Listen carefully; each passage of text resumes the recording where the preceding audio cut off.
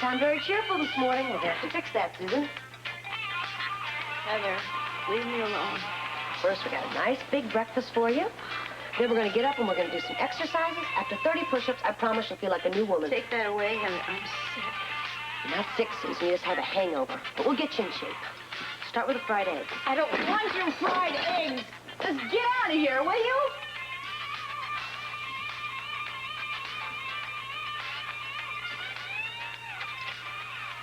You know, Susan, sometimes you really get on my nerves. How am I supposed to remember your aunt? Oh, but you would, sir. Why, everybody down home in the whole country calls her Aunt Cece. And she's so helpless, the poor darling. But she did have 2 young people with her, took a liking to her right off. You don't recall seeing them by any chance, do you? I see hundreds of people all day long. Yeah, well, the man, he had curly hair about the color of mine. And the girl, well, why, she was ever so pretty. I had 2 like that. I remember because they got on at Mystery Mountain. Now, they could be the ones, but I don't remember no Auntie C. Hey, but the young man and the girl, you do remember them? Sure I do. They got off at Coal Town. Coal Town? Well, I do declare.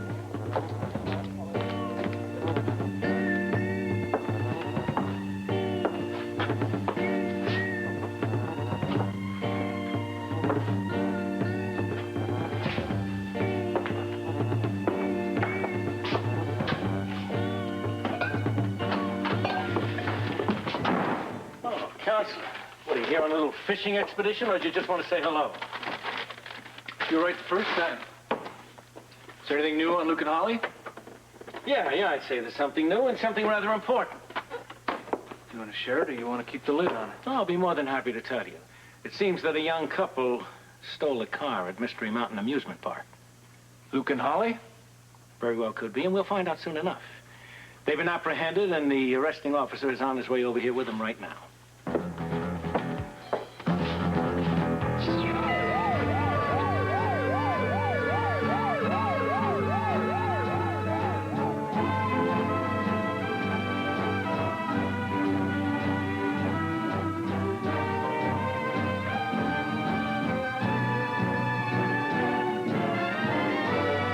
Bert, I'm very cognizant of the fact that as an attorney, I'm an officer of the court and I cannot obstruct justice. Well, it's wonderful with all your schooling that you did remember something.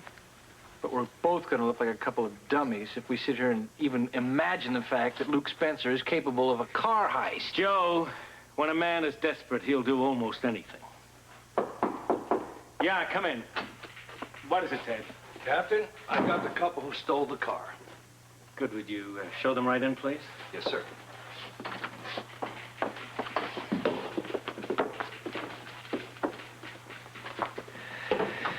This, Yeah, the man's name is Alfred Hendricks, also known as Al Hicks. Also known Oh, as... never mind. I know all of that. I know them. Al and little Lucy, right? We don't talk to you, appoint a lawyer. Don't worry, you'll get a lawyer. What is this, Al? The 6th time? I got nothing to say. He's got nine shots at stealing a car and 4 convictions. Oh, yeah? Well, just take them down and book them. Let's see if we can make it 5 convictions. Yes, sir. You too. Let's go. Certainly nice seeing you two again. By the way, Lulu, you living high off the hog? It seems as if you gained a little weight, hmm?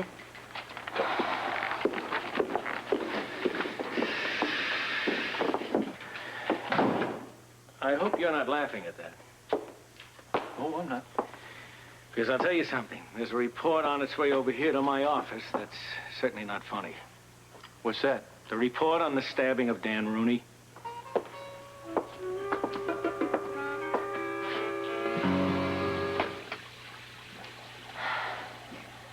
Come on, Susan, will you hurry up? Just get dressed and we'll go on a nice long walk. I promise you the fresh air will make you feel better.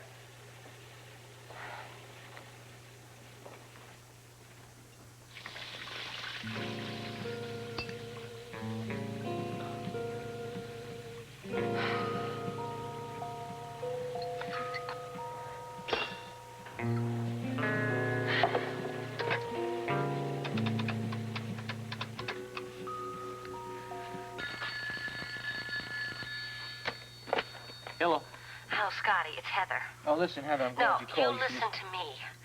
I have to be as quick as I can because Susan's going to be out of the bathroom any minute. I don't know what I'm going to do with her. I can't control her anymore. I just found a bottle she tried to hide under the bed. Yeah, well, get rid of it. Well, I will, Scotty, but I don't know what I'm going to do with her. I can't be with her every second. She may have bottles hidden all over the place. Yeah, I know you can't be with her every second. In fact, that's why I was going to call you to remind you about this afternoon. What for? Look, never mind. Just be in my office at 2 o'clock, and don't be late. I just told you I can't leave Susan. Look, I'm way ahead of you. You call Alice. You tell her to get over there and to play keeper. My mother won't necessarily come running over here just because I ask her to. She will if she thinks it's for Susan's good. Now call her, Heather, and no matter what, be here this afternoon at 2 o'clock.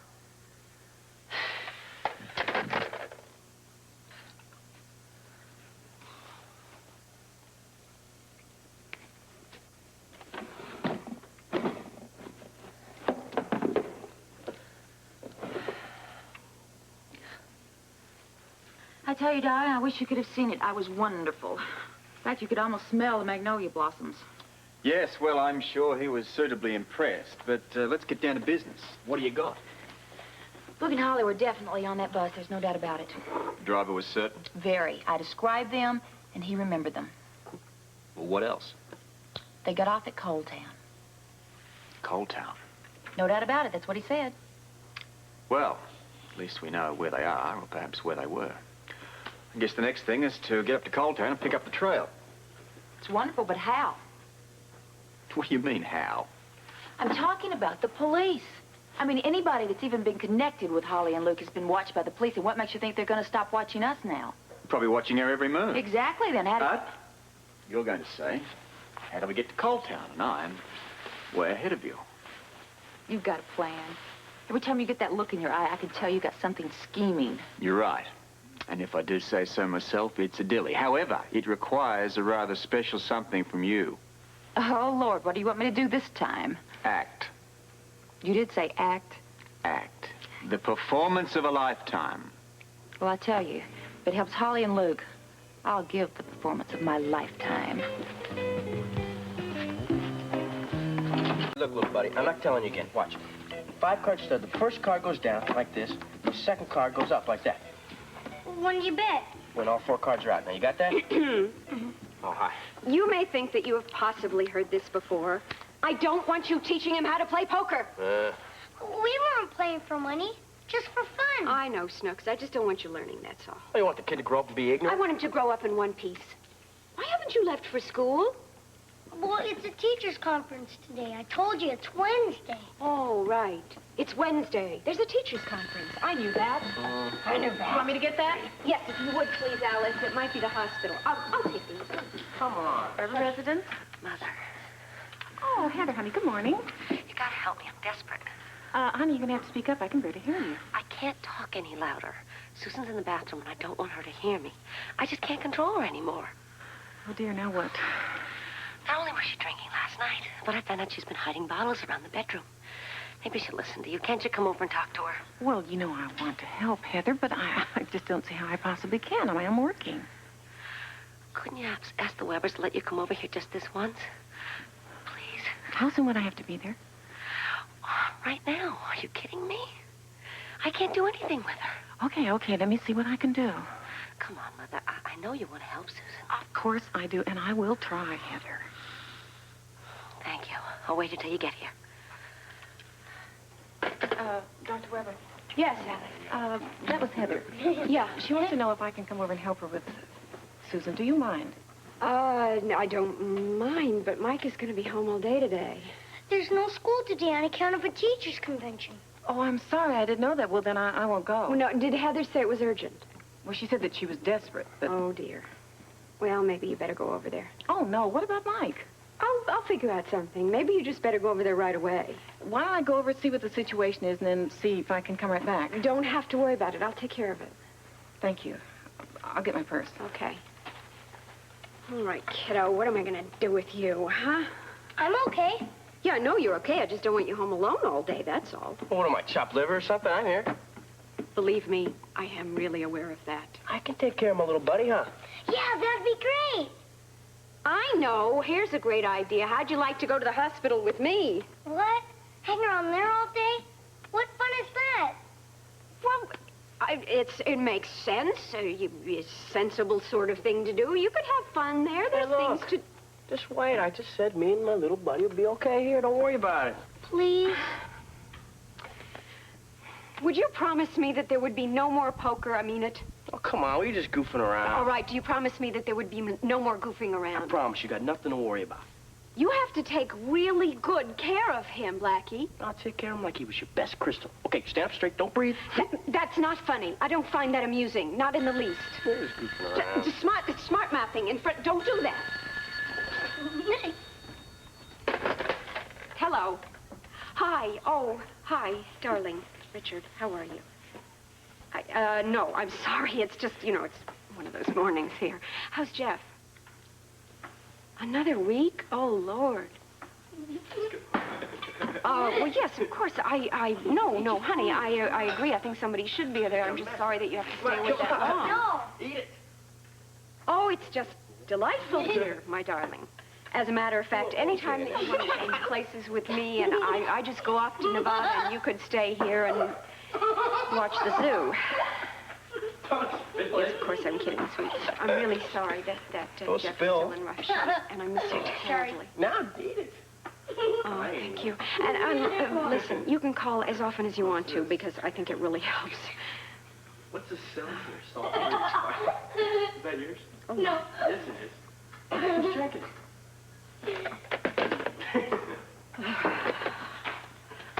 Okay, no funny business, right? Would I do something you wouldn't approve of? Come on.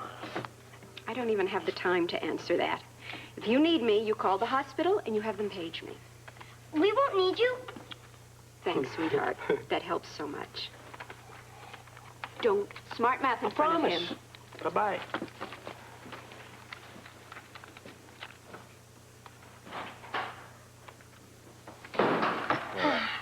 Back to the cards. Is that the first card down and the second card up, right? That's right. And then you bet. That's right. But you know what? I just remembered something. I got a probation meeting to go to. You know what? I think we better skip the cards for right now. Well, I'll go with you. No, I don't think you can go with me. That's all she needs to know. No, I think I'll take you over to Kelly's, and I think Rose will watch after you. Don't worry about it. No, I want to go with you, Blackie. Please, I won't goof off, I promise. Are you sure? Cross my heart. Please, Blackie, I want to stick with you. Okay, but we can't let her find out, because if she finds out, she's going to have my head. Oh, boy, I took you to Slammer. She'll kill me. All right, we got to hide these cards so she doesn't find out. Yeah. As you can see on the diagram, at the time of the stabbing, Luke Spencer was standing here, and Dan Rooney was facing him about here. Now, how tall is Spencer? 6'2". Well, that poses quite a problem. Again, looking at where each was standing. Yeah, Luke would have had to reach all the way around behind Dad and stab him in the back. Exactly. Hey, Joe, would you mind? This gentleman is here to give me a lab report, not to be interrogated by you. I'm sorry. I'm just pointing out the obvious. Well, I'll decide what's obvious. Now, what about the weapon? I got some pictures of it right here. It's a common hunting knife. Easily available? You can get one dozens of places. A hunting knife, the kind that any one of us, any man might use on a camping trip? I've got one myself. And half the people of Port Charles probably take occasional camping trips. Yes, they do, don't they? So does Luke Spencer, and he had one just recently. Didn't you say this was a new knife? Yeah, that's right. Under a microscope, it's apparent the knife's never been used before the stabbing. I wonder why Luke Spencer would go out and buy a brand new knife and go on a camping trip and not use it. Because maybe you didn't have to use it on that particular camping trip. Come on, Joe. You're reaching. The fact that it's a new knife does not eliminate Luke as a suspect. I'd still like to talk this over with Mark Dante. Well, you would you? All right. Why not? I would, too. You come over with me. We'll go over and see what the good doctor has to say. Come on.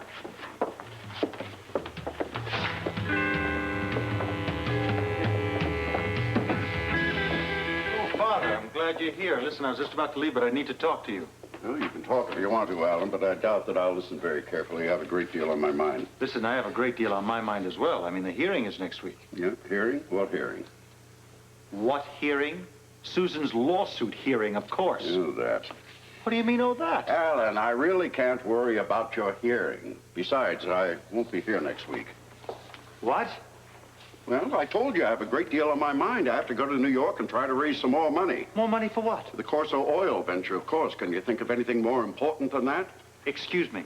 Am I to understand that you are not going to be present at my hearing? Yeah, I think that's what I just said. I don't believe what I'm hearing about the hearing. I need you there, if for no other reason for moral support. Yeah, you have Monica for that. As Monica for what? Moral support. When that woman hauls him into the court next week. Oh, we should all be behind you for that, Alan. No, darling, we won't all be there. My father won't be there. He'll be in New York. Oh, dear, I didn't know that. Well, you know it now, Lila. I have to go there and try to liquidate some assets for the Corso oil. I'll probably be there most of the week. Next week? But that's Alan's hearing. Yeah, I'm fully aware of that, my dear. And I might add, I am delighted that I shall miss it. You're abandoning me. You're like a rat on a sinking ship. I suppose the two of you are going to cast me adrift as well. Oh, of course not, darling. I shall be beside you every inch of the way. I know that, darling. I know that. What about you? Well, Alan, I said I would support you, and I'm a woman of my word. That's this week. What about next week? Oh, no. No, I am going to relish next week, and I shall sit by you through this whole war, which I fully believe will be a very long and bloody one. Excuse me. Boy, I don't know when I've ever needed a break more. Oh, a bad day? It began in disarray, and it rapidly progressed to chaos. Oh, my goodness. Well, with Rick away, your responsibilities at home must have doubled, and that's never easy, is it? Sometimes I feel like the keeper in a zoo. I wish I could help. Well, listen, maybe we can talk later, but I'm afraid right now I have to go and work out a training schedule, so if the two of you will excuse me. See you later, honey. Right. I talked to Rick. He says they're still keeping Jeff listed as guarded. I know. And I worry about it constantly. I know. I worry a lot about his wife and Stephen Lars. They must really need somebody to lean on right now. Yeah, I thought of that, too. I'd like to go out there myself, but there's no possible way for me to get there. Why? Well, for one reason, Dan Rooney is still in critical condition. Then I have some board meetings scheduled, and then there's some meetings involving the hospital's investment in that oil adventure. And there's just no way I can go to Nevada. Well, probably even if you could get there, it wouldn't mean anything because there's nothing you can really do to help. And as far as comforting his wife or the baby, goodness, I could do that probably better than you. Are you saying that you could go there? I was just thinking. I said something like that to Rick this morning. I mean, I was half joking. But I just suddenly thought, gee, maybe that would be a good idea for me to go there for a while. Rick could come here and work for a few days. Oh, that would help, believe me. The workload in cardiology is staggering, and with Rick being away, it certainly doesn't help. Well, but I thought Monica was in charge of everything. Oh, she's doing all right. She's doing all right. But, you know, with that problem with Alan and the extra workload, that lawsuit that's coming up, it would be better if Rick came back here. Gee, maybe I should really think about that. I have a very light workload the next, maybe 4 or 5 days, and I have Alan and Paul to cover for me. Maybe what I'll do is I'll call Rick and I'll talk to him, and if he agrees, then I guess he could come back and work for a while, and I could go to Nevada. Fine. I'm gonna go call him now. Susan, will you please get out of bed? No! Look, I just want to help you. Then leave me alone. I'll even make you breakfast. I will make you breakfast all over again if you'll just eat it. I don't want it. Why don't you just get dressed? We can go for a nice long walk like I promised. Heather, if you don't stop hounding me, I'm going to scream. Now just get out of here, will you? Oh, terrific. What are you doing here? Honey, why are you still in bed? Are you ill? And Alice, I'm fine, all right? Just leave me alone. What'd you do, call her, tell her to come over here? Susan, what difference does it make? We're only trying to help you. Why won't you let us? Then get out of here, will you? Both of you, just get out. Susan, now you know that I love you, and so does Heather. Now, we are family. Family just does not turn away from each other. Watch me.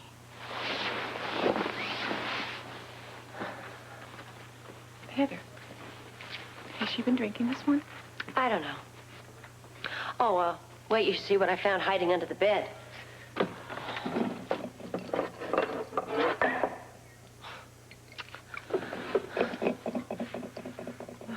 What on earth are we going to do now? I'm leaving. I've got to get out of here. If you want to keep busy, I'd advise you to snoop around the house and see what bottles you can find. There's all kinds of surprises hidden around here, I'm sure.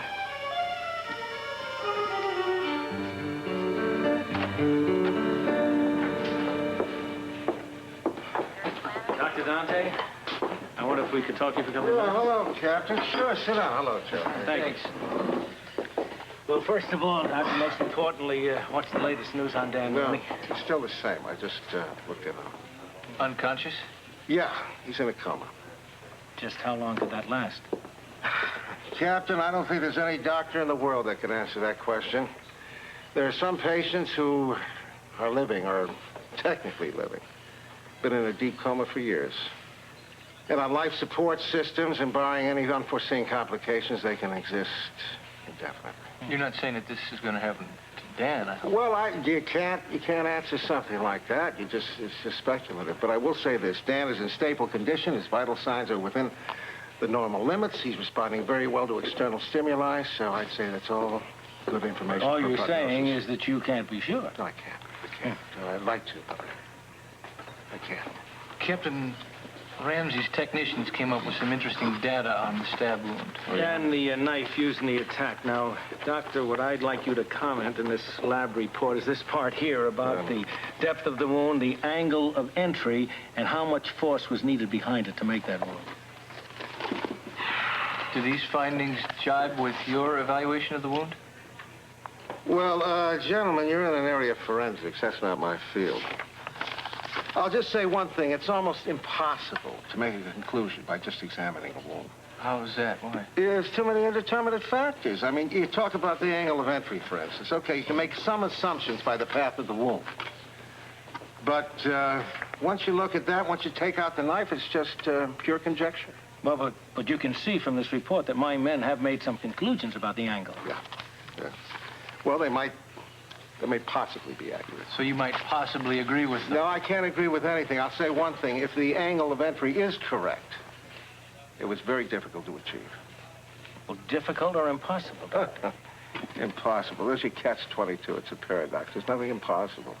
I mean, you can stab a man in the back while standing directly in front of him. Oh, that's very interesting. It's very true. Oh, come on. You'd have to have awfully long arms to do that. Well, quite probably. You'd have to have a very tall man. Now, I assume we're talking about Luke Spencer. That's right. All right, how tall is Luke Spencer? 6'2". Well, he doesn't have that kind of long arms. All right, well, hold on. Well, let's have a demonstration for just a moment. Captain, you mind getting up? No, please. No, not at all. Just want to, it'll have space, nothing. Yeah. You comfortable right over there? Joe, will you get up, please? Absolutely. Stand directly opposite the captain. Good. Now, excuse me. What is Luke? Is he right-handed or left-handed? Right. All right. You put this knife in the right hand and assume you're Luke. You're in the role of the attacker. Wait a minute. Let's just say attacker. Luke, we don't know if Luke attacked him. Right. I stand corrected. Okay. You gentlemen both relax. You relax, Captain? What about you, Joe? Is this your normal pace away from having a conversation? Yeah. Okay. Now, when you're ready, keep looking directly at the captain. And put your arm around his side and try to touch his back with the tip of the knife. When you're ready. Right. Just normally, but keep looking at him. All right, hold it right there. You put more pressure on that knife if you had to? Yeah, if I had to, yeah. All right, gentlemen, for your information, that knife is directly in the middle of the captain's back. I think that's enough for now. Yeah, I can feel it. Right in the center. And you were just saying that you've got normal arms. Okay, what about the angle? If he would have thrust that knife in, it would have created the same wound that Dan Rooney has right now. So that the angle, according to my men, the angle of entry is correct. Very parallel. Mm-hmm. Well, then that kind of explains it. You were saying to us that Dan Rooney could have been stabbed in the back just as Joe could have stabbed me in the back right now.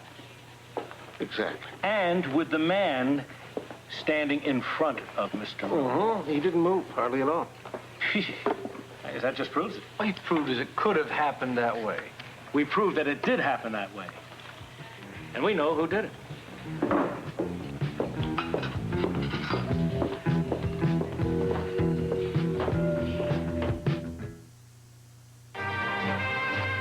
General Hospital will continue in a moment.